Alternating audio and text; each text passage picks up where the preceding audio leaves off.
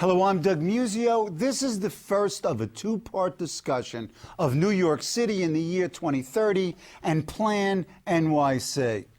1 million new trees, mollusks in the Gowanus, decks over rail yards and highways, public plazas in every community, water tunnel number 3, finally, a new regional transit authority, SMART, and of course, congestion pricing. These are just a few of the 127 proposals Mayor Bloomberg offered in his A Greener, Greater City speech at the American Museum of Natural History on Earth Day.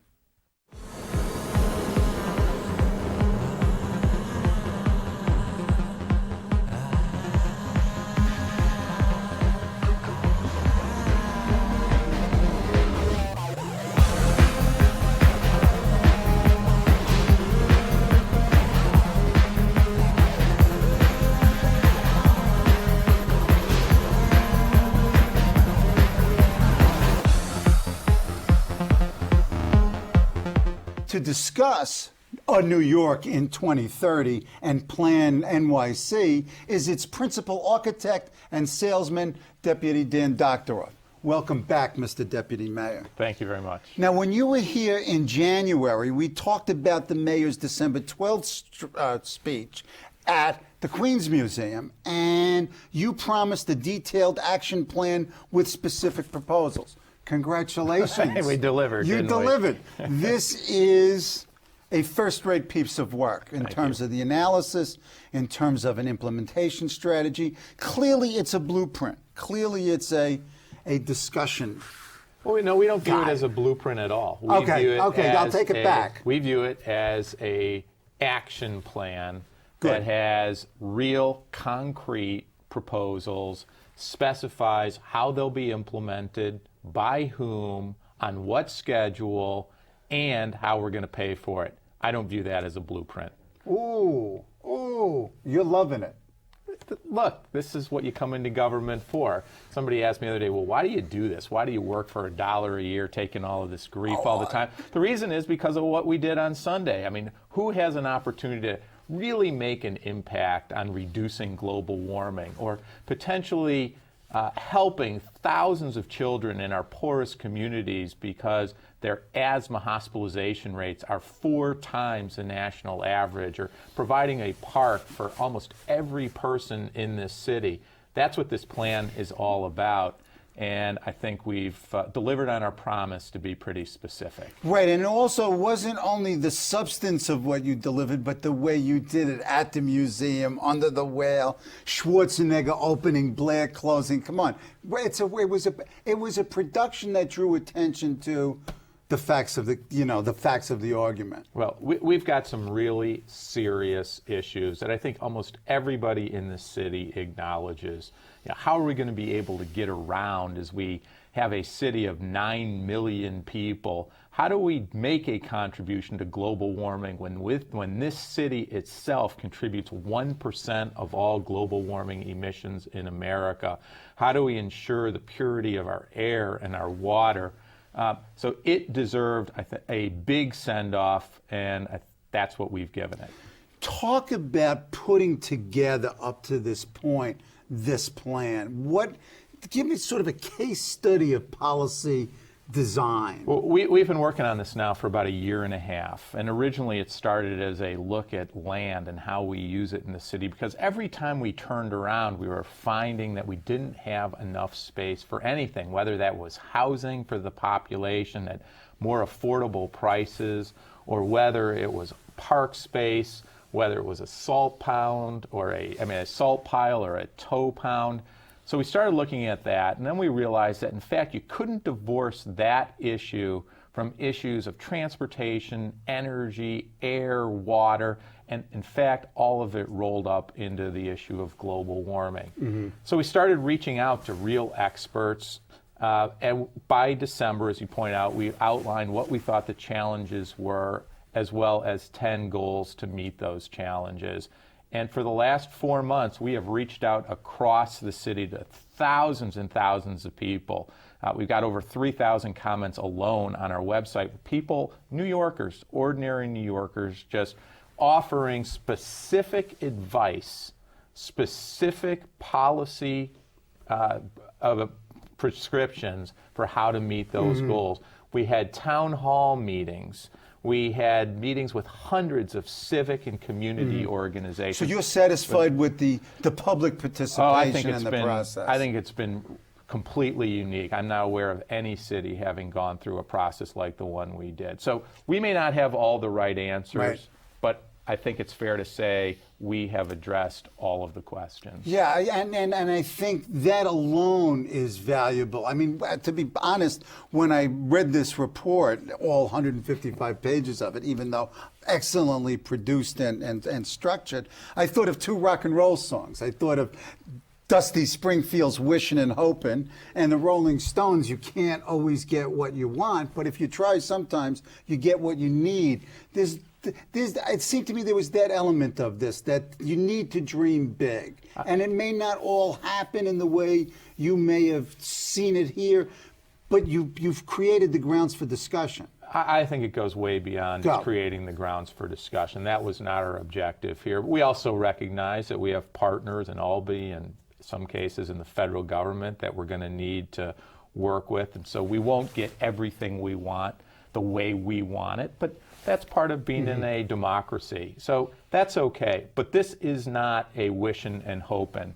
If you actually look at the 127 initiatives, about 60%, maybe 2/3, we can do in New York City on our own, as we are very clear as to how exactly we're going to get those done. And it can be very significant. I mean, the million trees are a million trees. I'm not aware of any. I am not aware of any city ever having undertaken an initiative like that. We can do that on our own. Everything related to housing we can do on our own. Don't you need pipeline money from the feds or the state to produce the amount of housing? We have the money we need. The biggest thing we're proposing in terms of housing is not just to go out and subsidize more. What we have come to realize is our biggest problem is we're too restrictive in the way we think about land use, and that by opening it up, but doing it in a carefully targeted way, and only doing it in those places that are best able to handle increased density, we can shift the balance in terms of the supply and demand of land. Since land's the biggest factor in housing cost, we can actually moderate significantly, we think, the cost of housing. Well, you've got your brownfields cleanup programs. You've got your development over rail yards, rail lines, and highways. I mean, you could build over the BQE where the BQE comes down. I mean, I don't know how much you could actually build, but you've got that kind of space, and that's the kind of sort of outside the box, if you will, thinking that's in here. But it's not just a dream. And even in that case, we did the analysis of how much the platform would cost to determine that the cost of the platform is actually less than cost of land in the surrounding communities, and that makes it feasible. Will it definitely get done? Absolutely not. But is it an idea that is financially feasible, actually would potentially knit together two different communities in a way that if it were done at the appropriate density, we think the communities would accept and be enthusiastic about? Sure. So there are everything in here. We have tested against the feasibility threshold, and we think it can be done. Okay, because that was my question. So there's, a grid, worthiness, and feasibility. You're saying that you're at least technically feasible, if not politically feasible, and the politically impossible today is the law of tomorrow. I think that's absolutely correct. So everything in here we think can be done. Much of it we can do as a city on our own. There are things that are going to require state approval, and we will work with our partners in the state to see if we can get those done as well. Okay. Congestion pricing has dominated the discussion. It was dominating the discussion the several days before because it was rumored that it was been coming, and why has it dominated the discussion?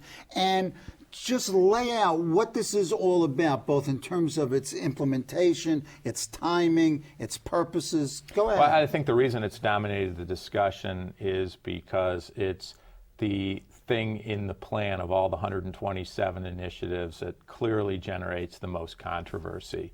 And of course, the media loves controversy. We respect that. That's the way we get What's to the issues. nature of the controversy? Well, the nature of the controversy is that fundamentally what we'll be doing is asking a small percentage of the people who drive into Manhattan for work, since this would only operate from 6 a.m. to 6 p.m. during weekdays, to actually pay more than they do today in some cases.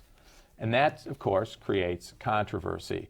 That said, I want to make a couple things very clear. First is that we have done detailed research on how people get to work.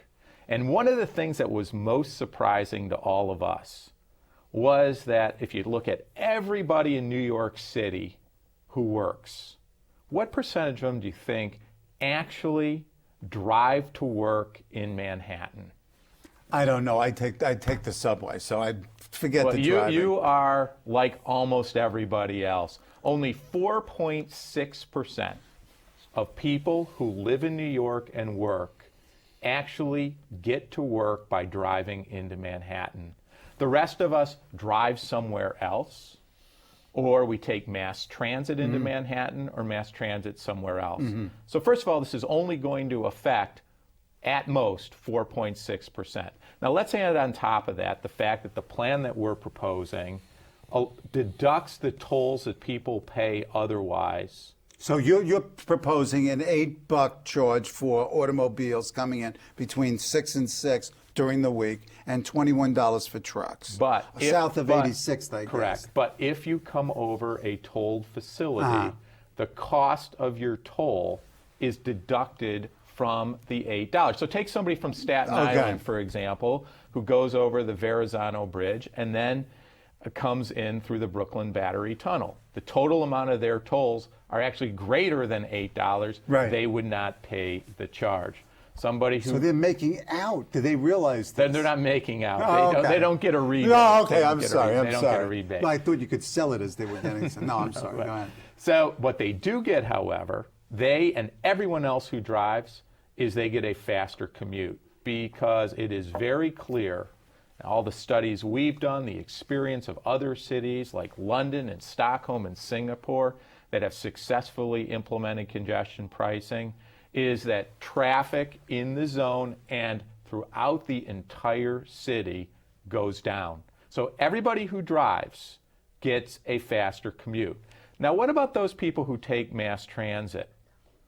And what about the people in my borough, Queens and Brooklyn, who aren't well serviced? Well, by all right, first of all, existing just mass remember transit? it's only about 5% of those people who drive into Manhattan. Okay. So don't no, forget I'm talking that. about the 95% Well, of us who take the subway and buses. That's the beauty of this plan. Go And ahead. I think this is the thing that sometimes gets missed. Go ahead. Is we're going to take all the money produced by congestion pricing plus an additional amount that the city is committing for, an unprecedented commitment in year one of $200 million, going up to $275 million by year 5, which hopefully will be matched by the state, and going to plow all of that money to doing the things for mass transit that we've all known we've needed to do for decades. Talk to me. Oh, Explain for example, it to me, the please. Second Avenue subway, which we just broke ground on a couple of weeks ago for the 3rd time. Well, you know what the dirty little secret is the Second Avenue subway, phase 1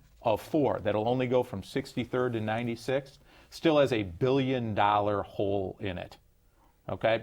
But it's not just about Manhattan. East Side Access, which provides a new tunnel that will enable Long Islanders to come into Grand Central, but also provides enormous additional capacity on the subway lines in Queens.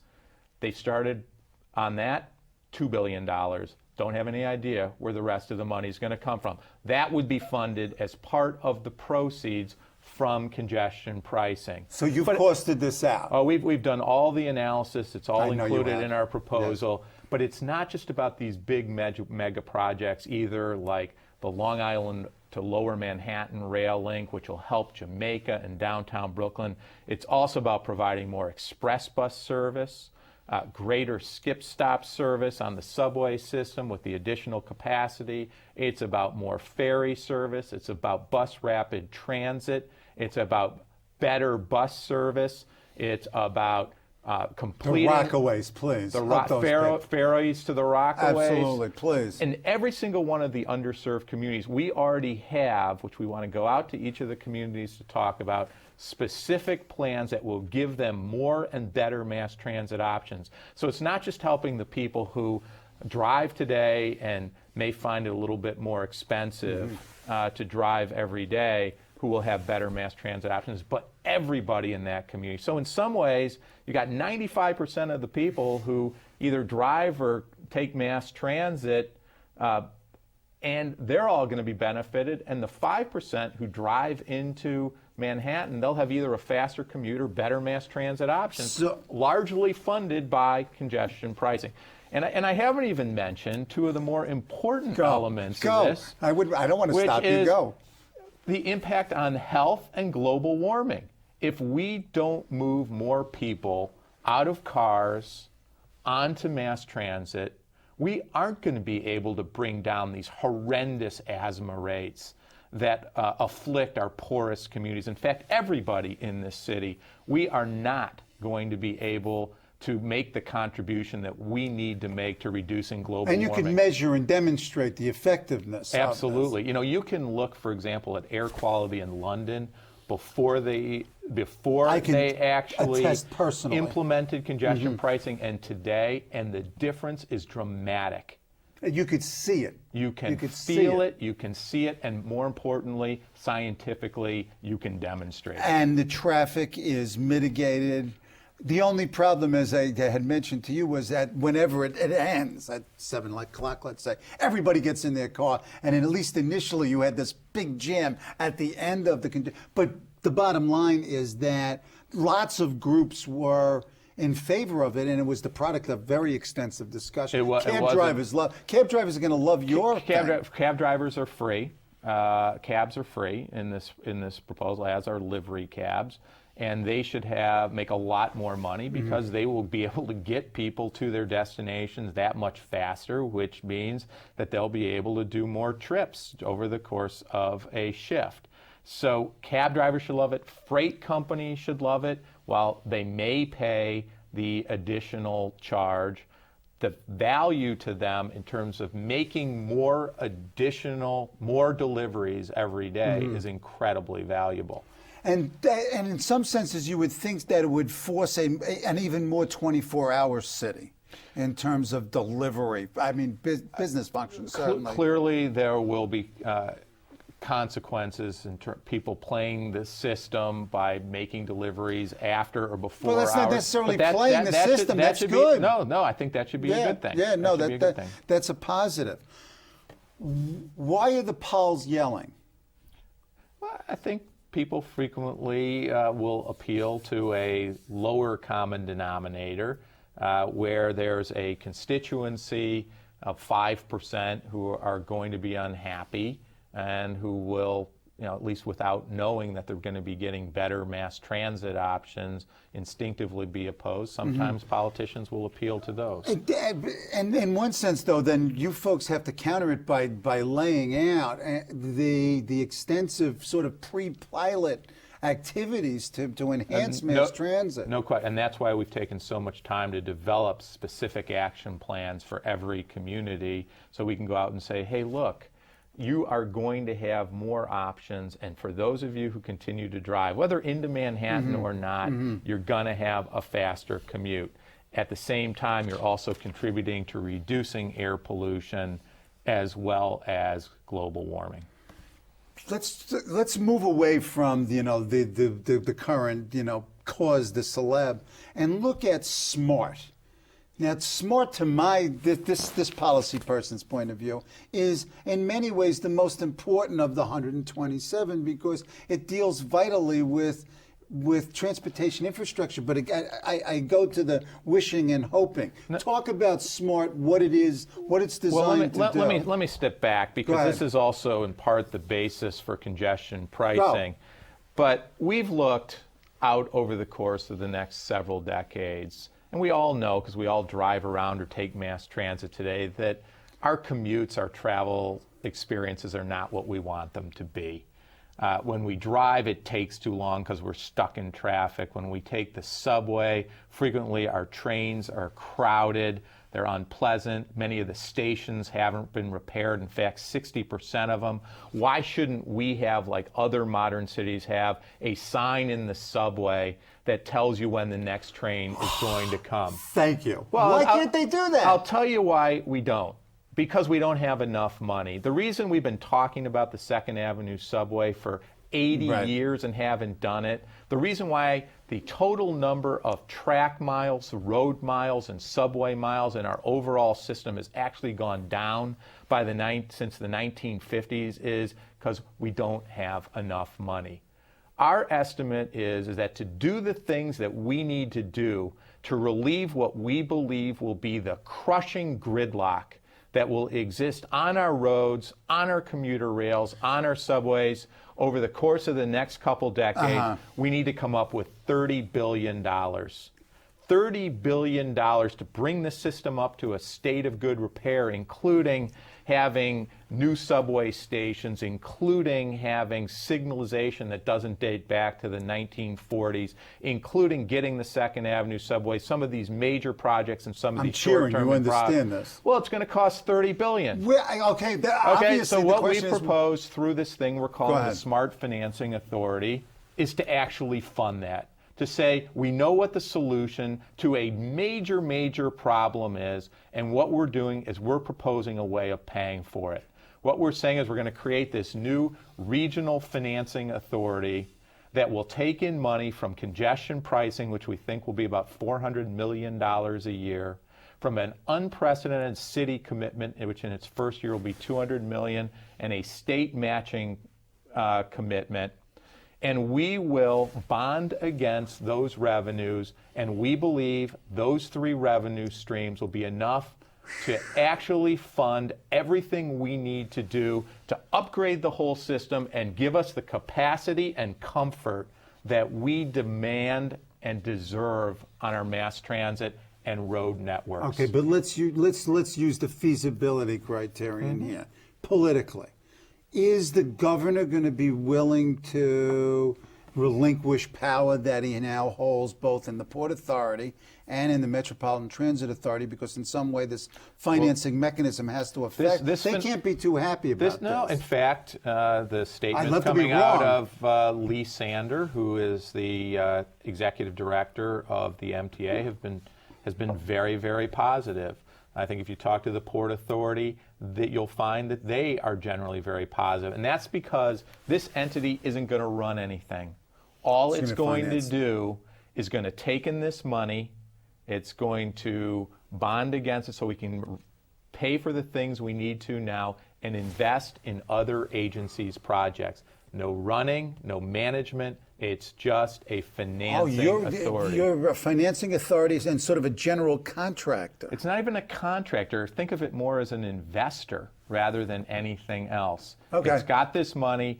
The agencies come to it and apply for funds for its projects, and it makes grants. It doesn't do more than that. Interesting.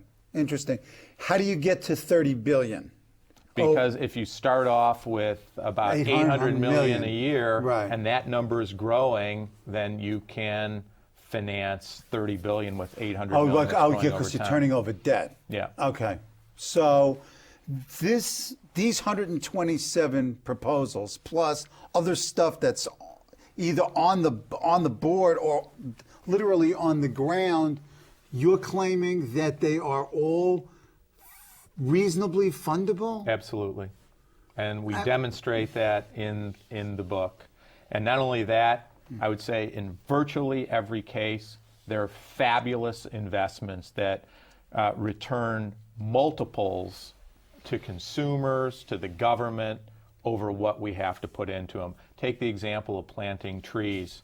The standard estimate for a tree is that it returns $5 for every dollar that you spend on a tree. And that can be expressed in terms of property values, which go up when you have a tree-lined street versus one that isn't.